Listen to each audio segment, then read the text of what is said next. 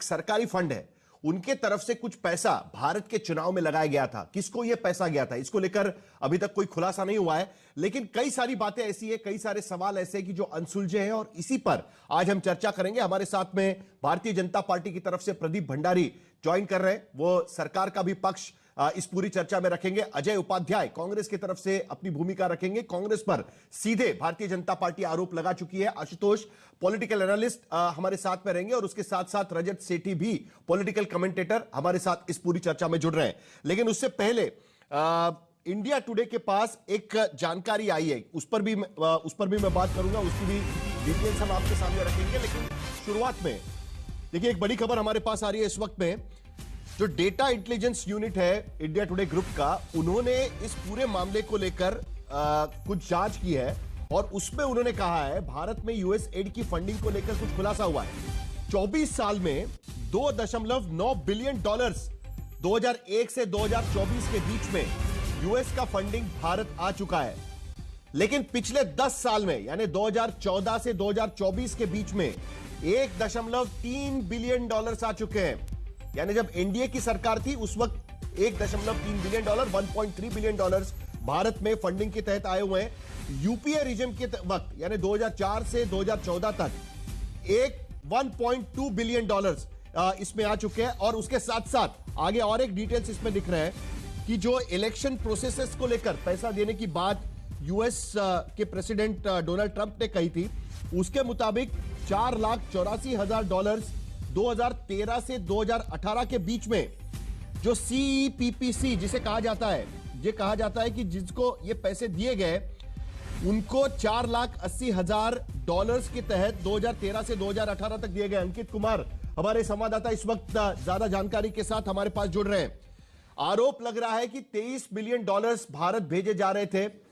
Donald Trump कह रहे हैं कि इस पूरे मामले को लेकर कि शायद भारतीय इलेक्शन में मिंगलिंग करने के लिए, उसके नतीजे बदलने के लिए शायद खर्चा हुआ हो, ये वो कह रहे हैं। लेकिन जो डेटा इंटेलिजेंस यूनिट ने इसकी पूरी जानकारी निकाली है, तो वो कहां से निकली है और क्या जानकारी हमारे पास आई है, दरअसल यूएस एड कितना हमारे पास आ चुका है, चुनाव के लिए क्या आया हुआ है, अंकित क्या जानकारी? साहिल, इस पूरे विवाद को शुरू से समझना होगा। 16 फरवरी को पहली बार जो अमेरिकी सरकार की नई एजेंसी, जिसे दुनिया के सबसे अमीर आदमी इलॉन मस्क खुद हेड कर रहे हैं, डॉज की तरफ से एक बयान जारी होता है, जिसमें यह कहा जाता है कि अलग अलग देशों को अलग अलग पैसे दिए गए हैं, जो ट्रंप एडमिनिस्ट्रेशन के हिसाब से कई देशों में लोकतांत्रिक प्रक्रिया में दखल कर रहा था। अगर आप इस पूरे पोस्ट को ध्यान से पढ़ें, भारत का एक विशेष स्थान है। अगर आप बांग्लादेश की बात करें तो उस रिपोर्ट में बांग्लादेश की रिपोर्ट का बिल्कुल ही एक, अगर हम कहें कीवर्ड, अगर आप यूएस सरकार के खर्च के हिसाब का जिक्र करें तो यूएस सरकार का एक ऑफिशियल डेटाबेस है, जिसमें यूएस एड ने किस देश में कितने पैसे खर्च किए हैं यूएस सरकार के, वो आप देख सकते हैं। लेकिन भारत के केस में अगर आप डॉज के 16 फरवरी के उस पोस्ट को देखें तो भारत के केस में उस स्पेसिफिक कीवर्ड का जिक्र नहीं है। बांग्लादेश के केस में है, नेपाल में है, मोल्दोवा में है, भारत में नहीं है। और यही कारण है कि आज 5 दिन के बाद भी विदेश मंत्रालय का जब बयान आया, वो बयान ये आया कि एजेंसीज इसको देख रही हैं, एजेंसीज जांच कर रही हैं। अभी तक ना किसी को समन किया गया है, ना कोई मामला दर्ज हुआ है। तो ये एक अलग एम्बिग्युइटी है, एक अलग विवाद है जो डॉज की तरफ से है। डॉज की तरफ से क्लैरिटी नहीं है कि ये डेटा कहां से निकला है। हमारे डेटा इंटेलिजेंस यूनिट ने, जो यूएस गवर्नमेंट की वेबसाइट है foreignassistant.gov, जहां पर यूएस की तरफ से जो फॉरेन एड दिया जाता है, जो मदद दी जाती है, उसकी सारी जानकारी उस वेबसाइट पर रहती है। उस वेबसाइट पर जाकर वहां से ये जानकारी निकाली है। एक इंटरेस्टिंग बात और मुझे जाननी है, देखिए बड़ा इंटरेस्टिंग चीज है, 2001 से लेकर 2024 तक $2.9 बिलियन भारत भेजे गए यूएस सरकार की तरफ से। 2014 से 2024 तक $1.3 बिलियन आए, 2004 से 2014 तक $1.2 बिलियन आए। और सबसे इंटरेस्टिंग बात, $4,84,000 2013 से 2018 तक consortium for elections and political processes strengthening के लिए यूएस एड की तरफ से दिए गए। इसका मतलब क्या निकलता है कि क्या जो 23 बिलियन का दावा डॉज ने किया, इलॉन मस्क ने किया, उस दावे के तहत वेबसाइट पर तो ये नंबर नजर नहीं आ रहे। क्या हम लोग इसका मतलब निकाल सकते हैं सिर्फ $4,80,000 के करीब 2013 से 2018 तक सिर्फ वहां पर दिखाई दे रहे हैं। साहिल, इसमें तीन परिस्थितियां हो सकती हैं। अगर हम कहें अब तक कितने पैसे खर्च हुए, तो 21 मिलियन कम से कम उस प्रोसेस में नहीं है जिस प्रोसेस में दावा किया गया था, जहां तक आधिकारिक आंकड़ों का सवाल है। लेकिन एक और परिस्थिति हो सकती है। अमेरिका में फिस्कल ईयर, वित्तीय वर्ष जो है वो अक्टूबर से शुरू होता है, सितंबर में खत्म हो जाता है। यानी जो डेटा है, ऑफिशियल डेटा, वो 30 सितंबर तक का ही है। अब कल को डोनाल्ड ट्रंप ये कह सकते हैं कि ये पैसा खर्च होने वाला था, जिसे हमने पहले ही रोक लिया। उसकी जानकारी वो पब्लिक डोमेन में नहीं है।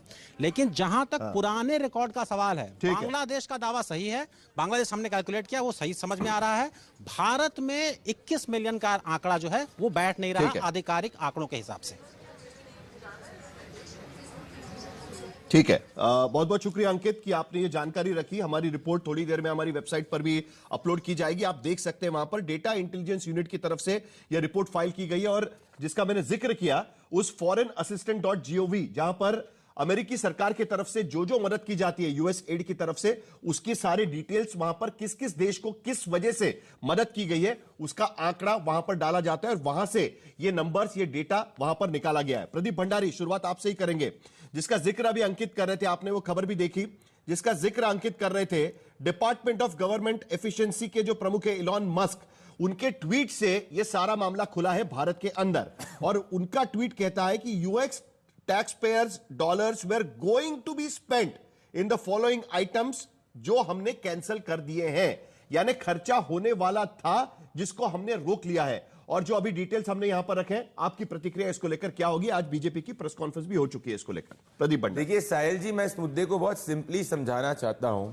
एसेंस हमारा चार्ज ये है कि राहुल गांधी ने कहा ही wants to fight the Indian state. United States of America के प्रेसिडेंट का, who is not a private individual, जो यूएस सरकार का आधिकारिक स्टैंड है, उन्होंने कहा है कि यूएस हिंदुस्तान के अंदर डायरेक्ट रूप से किसी और को इलेक्ट करने के लिए डीप स्टेट जो है वो 21 मिलियन डॉलर तक का पैसा लगाने की बात कर रहा था। अब दो चीज समझिए, एक क्वांटम ऑफ पैसा है जो 2024 के पहले का है, और एक क्वांटम ऑफ पैसा है जो चुनाव के वक्त में इन्फ्लुएंस करने का प्रयास किया गया। ये दो बात है। तो ये रही डॉज की पहली चीज, जो 5 दिन पहले का पोस्ट बात कर रहे हैं, जिसमें अगर आप ध्यान से देखेंगे, जिसमें आपके 21 मिलियन डॉलर की बात हो रही है, जो वोटर टर्नआउट इन इंडिया की बात है, और उसी के नीचे 29 मिलियन डॉलर जो बात हुई है बांग्लादेश के अंदर बात हुई है। ये प्रपोज्ड था जो कैंसिल हो चुका है, मतलब ये एक्सपेक्टेशन के अंदर था। पॉइंट नंबर 1, तो जो जिस रिपोर्ट को ऑपोजिशन कोट कर रही है वो मैलिफाइड है, क्योंकि जो ऑपोजिशन मतलब जिस आया नहीं है, पैसा देने वाले थे वो कैंसिल किया है। मैं समझा रहा हूं ना, मतलब ये इंटेंशन यहां पे था कि जो बांग्लादेश जैसी स्थिति है, बांग्लादेश के अंदर तो डीप स्टेट इन्वॉल्व हो चुका है, वो हिंदुस्तान के अंदर करने की बात है। तो there is an additional corpus जो इस वक्त कैंसिल हुआ है क्योंकि एडमिनिस्ट्रेशन चेंज हुई है। तो जो अभी आज की रिपोर्ट जो कांग्रेस ने कोट करी है, ये पूरा प्रेमाइस बेस्ड है ढाका यूनिवर्सिटी के प्रोफेसर के बारे में, जिस ढाका यूनिवर्सिटी के प्रोफेसर के बारे में जिसने कोई रिवील नहीं किया है। तो पहली बात तो यह है कि रिपोर्ट फेक है। अब मैं आना चाहता हूं 24 के पहले में, क्योंकि आपने भी अपने ओपनिंग लीड में बोला हमने क्या किया। देखिए, गवर्नमेंट टू गवर्नमेंट जो फंडिंग है यूएस एड की, वो 204.28 मिलियन डॉलर थी यूपीए के समय में। हमारे समय में वो 1.51 मिलियन डॉलर कम हो चुकी है। बात उसकी नहीं है, बात यह है पॉलिटिकल इंटरफेरेंस के लिए पैसा क्या यूज किया गया, जो एनजीओ का रूट लिया गया, जिसको मैं आपको प्रूव करना चाहूंगा। पॉइंट नंबर 1, गौर करिए, जिस साल भारत जोड़ो यात्रा होती है उसी साल यूएस एड ने एनजीओस को सबसे ज्यादा पैसा दिया। पॉइंट नंबर 2, क्या इनमें से एनजीओस के लिंक्स क्या है, वो मैं आपको 3 पैटर्न के तहत एस्टैब्लिश करना चाहता हूं।